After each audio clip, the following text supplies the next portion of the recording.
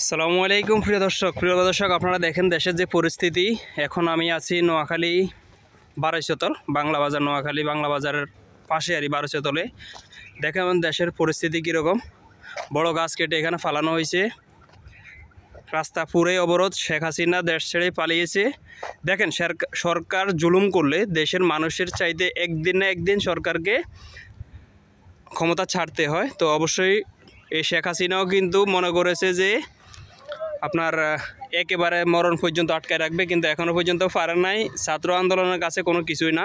ছাত্র জনতা একসাথ হলে, একমত হলে কখনো একটা দেশের সরকার অবৈধভাবে টিকে থাকতে পারে না। এই যে আপনারা দেখেন দেশের পরিস্থিতি, শুধু এখানে না আরও ওই পাশেও কিন্তু গাছ কাটা হয়েছে, এখানেও সামনেও আছে।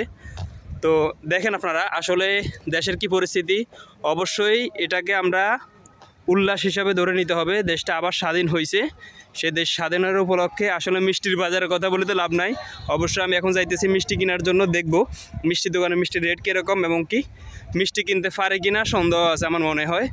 কারণ আনন্দ উৎসবের মানে চলতেছে বাজারের মধ্যে, মানে আনন্দ মিছিল চলে।